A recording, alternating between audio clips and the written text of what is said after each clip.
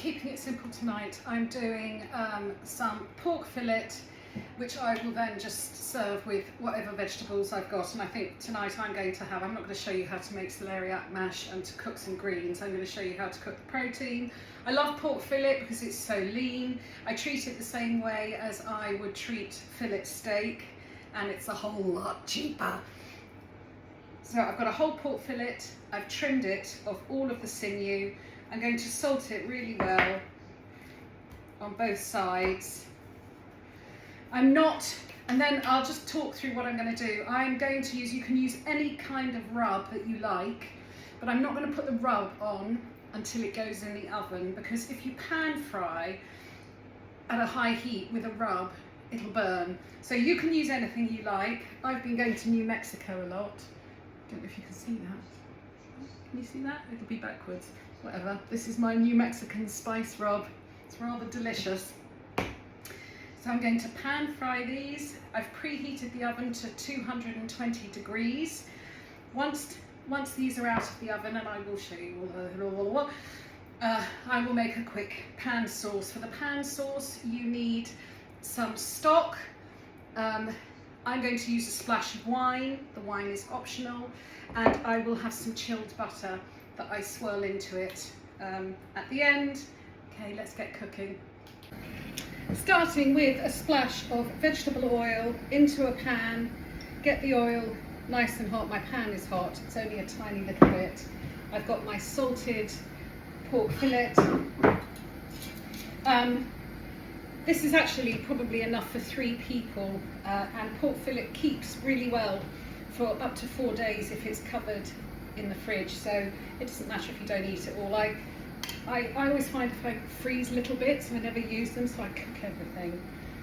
I'm just waiting for this oil to get nice and hot. Let's have a... Oh, it's hot. Ha! This is why I love to cook on an iron pan. It is an amazing heat conductor. We're not actually cooking it in the pan, we're just browning it. So it's going to take probably 2 or 3 minutes to brown it on all the sides. That has been browned all over. I'm now going to sprinkle it with the rub. I'll just give it a quick flip. Oh, it smells divine. It's a bit smoky in the kitchen because I had to turn the extractor fan off, otherwise you wouldn't be able to hear me. Maybe that's a good thing. Oh, there we go. This is quite spicy.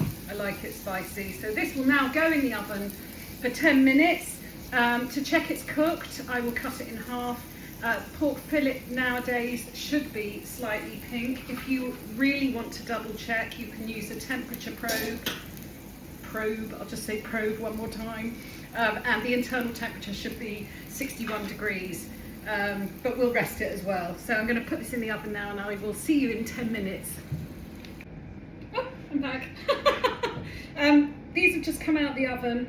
I'm putting them onto a warm tray, which I popped in the oven for a few minutes just so it warmed through, and they can just sit there and rest now. This pan gets really hot handles. I'm going to make the pan sauce. I don't need too big a heat. So heat going on, the pan is nice and hot. I'm going to start, oh, you can't really see. Let me just adjust it for you. There you go. I'm going to put in a splash of wine. And I'm going to get my scraper that I showed you last night, which is great to use. Obviously don't use this on a non-stick pan, but all of that lovely goodness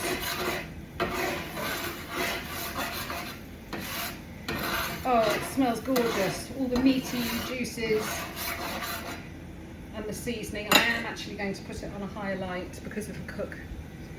Actually, no, I'm not going to rush it. You can rest the pork for up to 10 minutes. So I'm going to bubble that down so it's reduced almost to a syrup. Then I will add a splash of this. I love a good pan sauce, they're so quick. So this is reduced right down to almost a syrup. I'm now going to put in a glug of homemade chicken stock. Now, because this is homemade chicken stock, I know that it's not salty, so I can reduce it as much as I want, because it's not going to get too salty. And I'm going to leave that to bubble away, and then I will swirl in the butter at the end. This is now reduced right down. The tray that I've had the pork resting on, the resting juices are going in. I'm going to turn the heat off. Ew. And I'm actually going to take it off the heat.